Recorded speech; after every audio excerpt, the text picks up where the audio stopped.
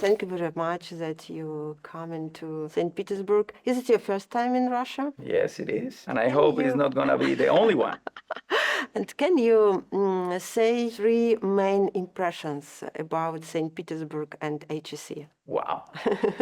The first one At a glance. The city is impactful. It's amazing.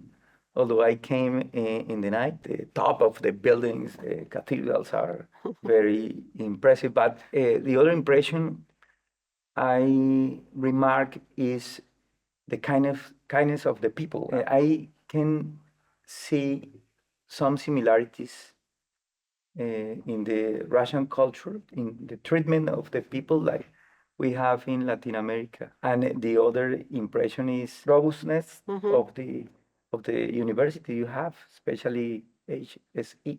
Yeah. I'm very impressed. Thank you very much for your kind words. And I was at your university, La Sabana, Chile, and so can you see now some matches between our approaches, how we organize education, research, or maybe some approach of organizing some infrastructure at our university, which matches between approaches of our two institutions you can find now? I think the main match is the centricity of the person in the university. In our university, we also have the same vision. We used to say that we are authentically humanist, and the explanation we give to that sentence is exactly centricity on the person. So that is the main. And after that, our approach is similar to the approach you mentioned as fifth generation university, because we decided some years ago to put the third mission as the main one. So that way, research and teaching are oriented to service. And we are trying to do it with a very practical and strategic approach. We have many matches. Okay, and if you say about the general role of education in the future, what do you think? Is it role will change, or it has it changed already, or it stay like, for example, 1,000 years ago when the first university were established? What is your personal opinion like leading your university in the world? I think you have to mention the change in universities as something in progress continuously. Everything is changing. It is not a big sentence, but it's a reality.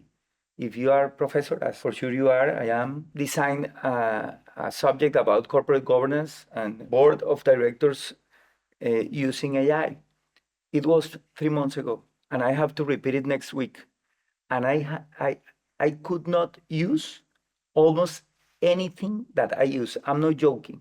It is amazing, but because some of the things I thought 3 months ago are pretty obvious right now. So the rhythm of changing is really, really amazing. So it is happening because we are living the biggest industrial revolution we have lived ever, with the consequences in culture, but in the world of work, everything is changing. And a revolution in work should be a revolution in education. We are changing. It is a progressive situation. We have not changed enough. We have to keep This, okay. to keep going.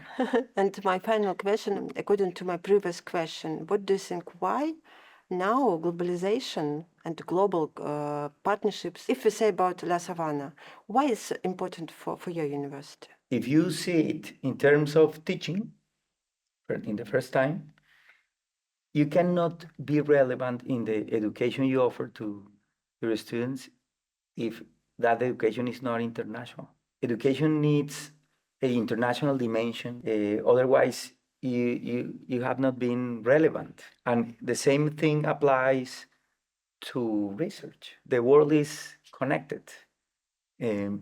Problems, for example, related to sustainability don't have borders. So if you don't work with others internationally, the research is not going to be, in general, or most of them, relevant. And it's not smart working without that international dimension, not only in teaching but in research, because you are losing that way the knowledge you can find in other places. Sometimes, or many times, the solutions are already made in other countries. So the best way, the smart way, is trying to be connected in order to be efficient to solve and to help others Yeah, to solve. absolutely.